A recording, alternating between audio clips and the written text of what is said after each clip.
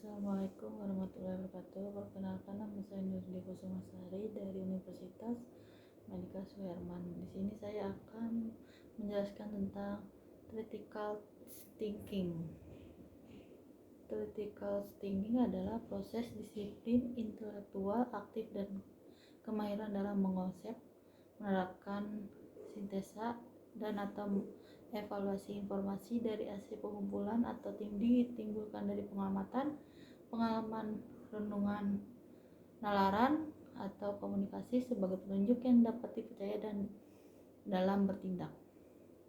Di dalam berpikir kritis, berdasarkan nilai akal budi yang sesuai dengan subject matter dan mencakup kejernihan, ketelitian, ketepatan, bukti, kesempurnaan, dan kejujuran. Berpikir kritis merupakan seni, gambaran sikap seseorang dalam menganalisis, mengevaluasi sesuatu yang ia lihat. Klarifikasi yang didengar, metode pengetahuan untuk berpikir logis dan argumen serta aplikasi dari ilmu yang dipahami untuk membuat suatu keputusan dan memutuskan sesuatu setelah hal tersebut ia yakini.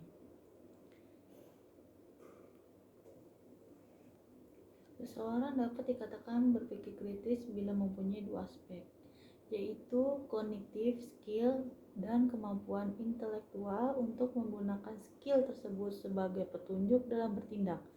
Berpikir kritis tidak menjamin akan tercapainya suatu kebenaran atau kesimpulan yang benar. Pertama, mungkin tidak punya semua informasi yang sesuai, mungkin informasi yang tidak diketahui. Kedua, kemungkinan karena bias seseorang dalam menemukan dan evaluasi informasi. Setiap orang harus menyadari kemampuan keliru dalam dirinya sendiri.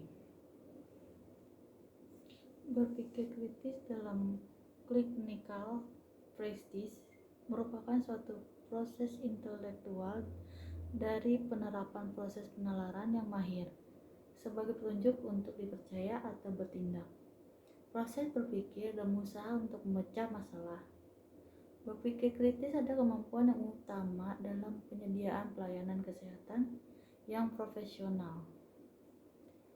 Betapa pentingnya berpikir kritis dibangun dalam praktek kedokteran sehingga sesuai dengan intelektual standar, serta keahlian dalam menggunakan penalaran, kemampuan untuk menggunakan thinking skill, dan kemampuan untuk mengambil pertimbangan klinis yang aman. Penalaran klinis merupakan proses dalam memecah masalah dengan menggunakan critical thinking. Dalam pengembangan proses berpikir kritis, untuk menentukan suatu pertimbangan klinis, diperlukan pengetahuan yang dijadikan landasan untuk berpikir. Semakin banyak pengetahuan yang dimiliki oleh seseorang, akan menjadi banyak pula alternatif dalam melihat suatu permasalahan. Pengembangan pengetahuan dan pengalaman klinis adalah proses yang saling melengkapi. Hampir semua pengalaman interpretasikan berdasarkan pengetahuan yang dimiliki, demikian pula sebaliknya. Pengalaman juga dapat revisi pengetahuan yang telah dimiliki.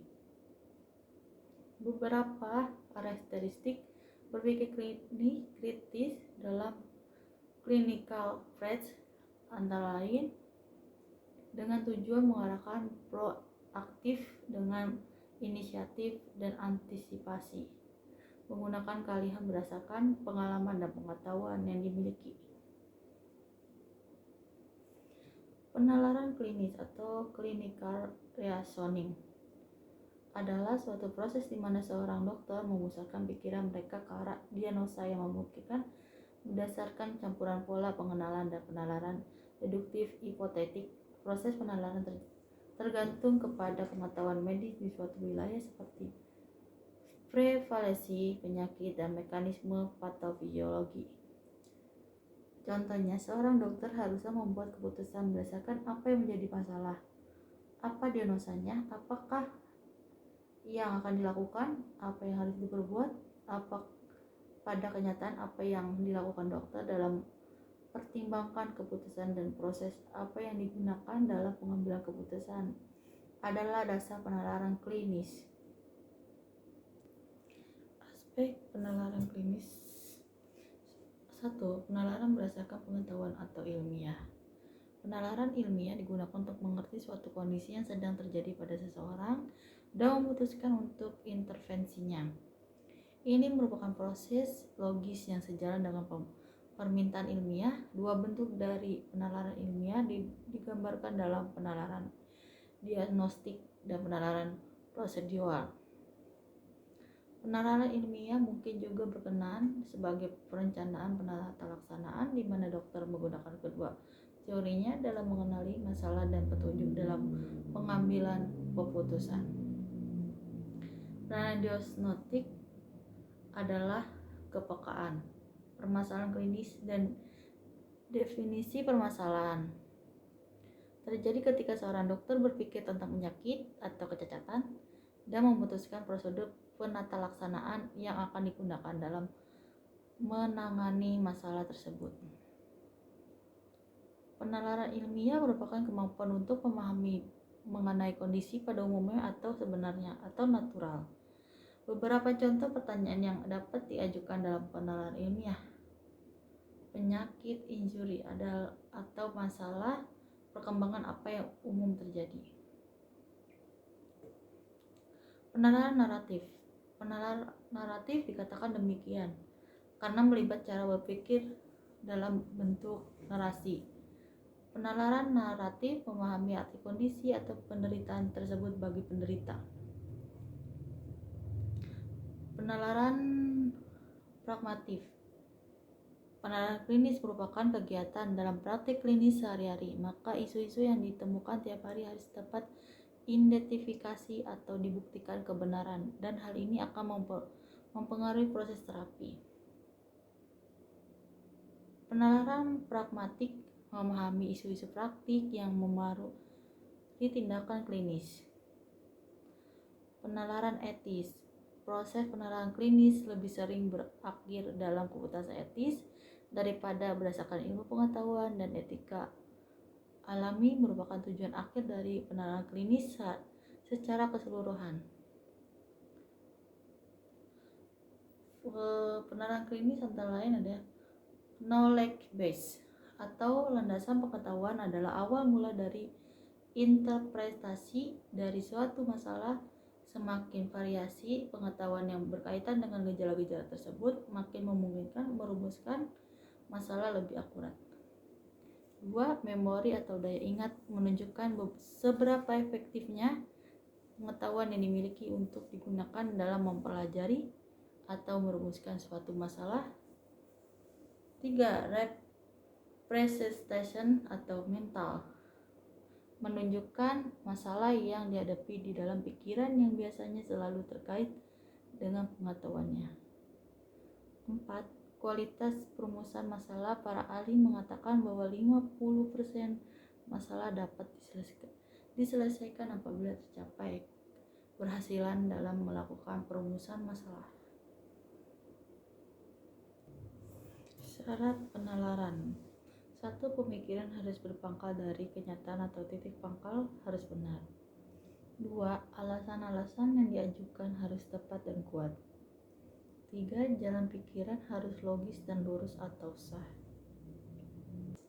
Manfaat logikanya.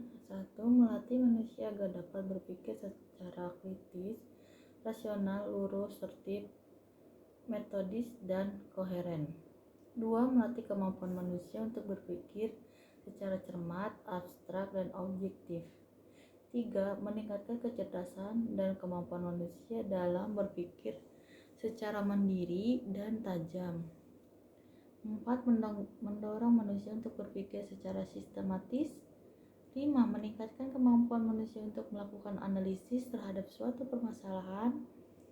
6. Meningkatkan kesadaran manusia akan pentingnya kebenaran sehingga menghindari kesalahan dan kesesatan dalam berpikir.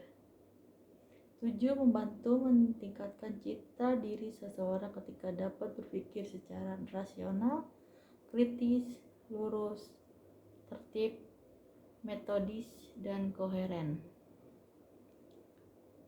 Macam-macam logika alamiah, logika ilmiah. Alamiah adalah proses kerja akal budi manusia yang berpikir secara tepat dan lurus sebelum dipengaruhi oleh keinginan-keinginan dan berbagai kecenderungan yang subjektif.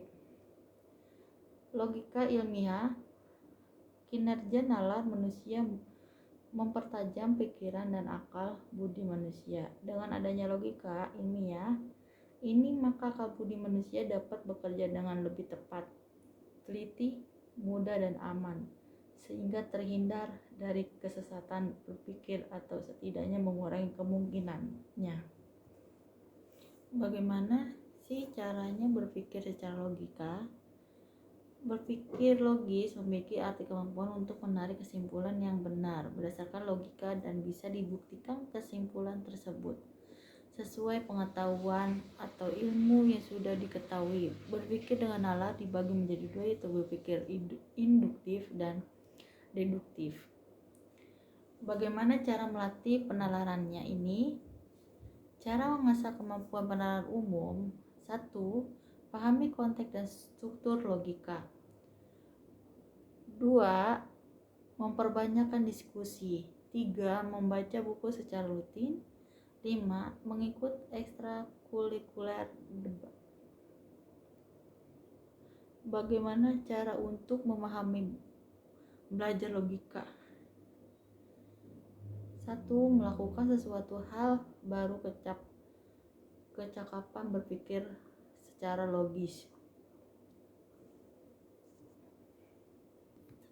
Apa hubungan antara logika berpikir dan penalaran? Hubungannya antara logika berpikir dan penalar itu, penalaran adalah suatu proses berpikir dengan menggunakan dasar logika sebagai sebuah alat penarik kesimpulan suatu fakta yang ada. Kalau logika merupakan suatu proses berpikir untuk mencapai sebuah kebenaran yang rasional.